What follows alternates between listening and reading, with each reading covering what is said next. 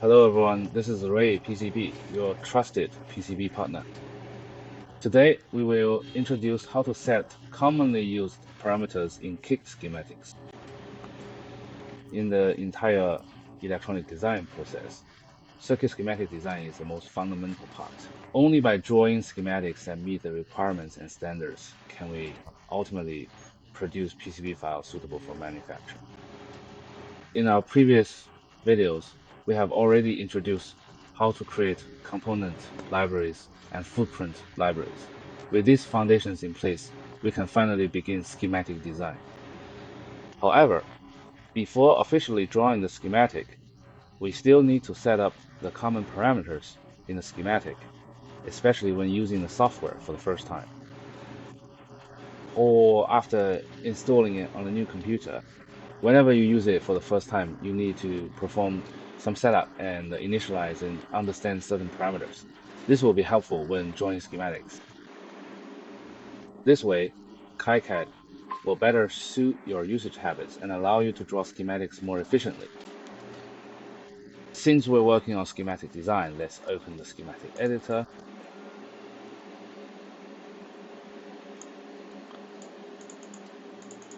This is the schematic editor window. Next, click on Settings. The numbering settings are located in the schematic editor options panel. The first section is display options. We'll only cover the parts that are relevant or useful to us. First, in the rendering engine section, the first option is hardware acceleration mode, and the second is software acceleration mode. If your computer has a graphics card, then I recommend using hardware acceleration mode, as it makes drawing smoother. If you don't have a graphics card, you can only choose software compatibility mode, which may cause some lag, especially when working with larger schematics. Next, there are three grid display styles here: dots, lines, and small crosses. As you can see, I have the default set to lines, but this depends on personal preference. Let's take a look at how each mode appears. This is the dots mode. With the dots mode, each position is connected by a small dot to form the grid.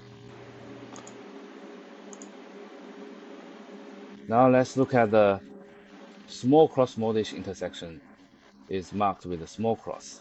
Again, this comes down to personal preference. I personally prefer using lines, so I'll switch it back to line. Next, the cursor. There are small cross and large cross options, each with its own advantages. By default, I use the small cross mode, so you can see my cursor is a small cross. Now let's take a look at the large cross.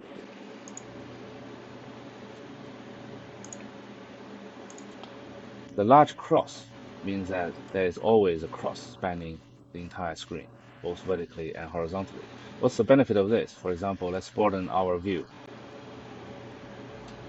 Let's randomly select a component, then place it here. And if we place a second one, this large cross is very helpful for aligning our components. It allows us to place components more neatly because with the guidelines, it's very easy to align them properly. That's the advantage of the large cross. The downside is that it's too long. It's always there, and some people aren't used to seeing it. Personally, I'm not comfortable with this mode, so I prefer the small cross mode. As for the other options, well, there's also the font. The choice of font really depends on personal preference. Just pick whichever font you like. As for the options below, unless there's a special reason, you generally don't need to change them. The default settings are fine. That's all for the display options. Now let's look at the grid options. The grid options are pretty straightforward. It's just the grid size, which is set to 50. 100 or 25 are also options. Again, it depends on personal preference and the size of the components in your schematic. It depends on what you're drawing. If you're mostly drawing large components, then actually using a larger grid is better. A more balanced choice is 50. which is the current default. Let's take a look at the difference between 100 and 50. 100 looks like this. Each small square is 100, so it appears larger. We can take a look at this spacing and then compare it to the grid size of 50.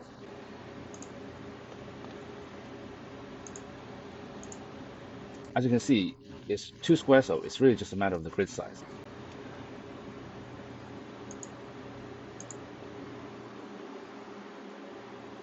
Next, let's take a look at the editing options.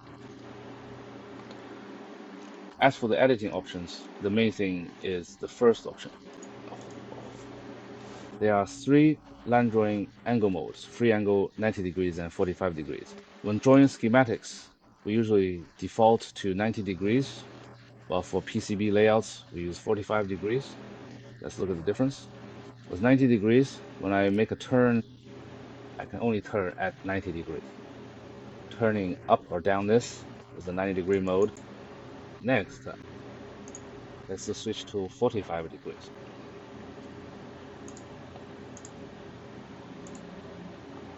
Drawing lines are 45 degrees. Every turn is at 45 degrees, it's fixed. Now let's take a look at the free angle mode.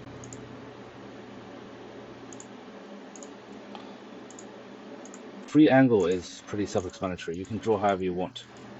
Turn in any direction is completely free. As for how to use these 3 modes, when we're normally drawing schematics and connecting lines, we generally recommend always using 90 degrees. For drawing some special shapes, you can use free angle. As for 45 degrees, I rarely use it because I'm more used to using 90 degrees. And for the other options, it's the same, or I recommend not changing them, just stick with the defaults. Next, let's move on to the next option. This is the designator. What it refers to is the components identifier, which is all we need to pay attention to. Here, for the order setting, the default is to arrange by the y-axis. Arranging by the y-axis means going horizontally first. For example, if there are 3 components here and 3 more below, then they will be labeled U1, U2, U3, U4, U5, U6. If you choose the option above, it will label them U1, U2, U3, U4, U5, U6. So what's the difference? It really depends on each person's schematic drawing habits. For example, I prefer to draw horizontally, filling up a row before moving to the next line, so for me it's better to use the method below, arranging by the y-axis.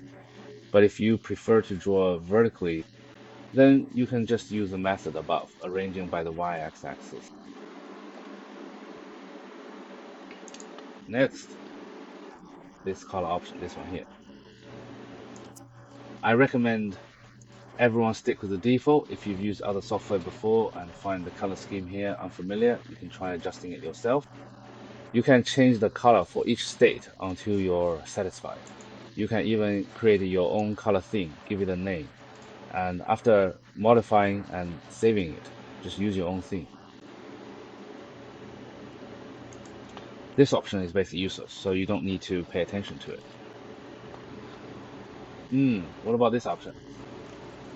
The simulation tool. The simulation tool is mainly for using a touchpad. Honestly, I think very few people use a touchpad for regular drawing. Most people still use a mouse to operate. It should be better this way, so there's really no need to adjust these settings either. Alright, today we've gained a basic understanding of the schematic preferences and basic configuration. If you're working on a new project, you can adjust them according to your own habit. If this is your first time using these tools and you've learnt about these settings, you'll know where to make changes in the future when drawing, for example. If you ever need to draw a special shape, you'll know where in the preferences to adjust the free angle setting, which will be helpful for your drawing. That concludes today's lesson. If you enjoyed this video, please subscribe to my channel for more content. Thank you, everyone.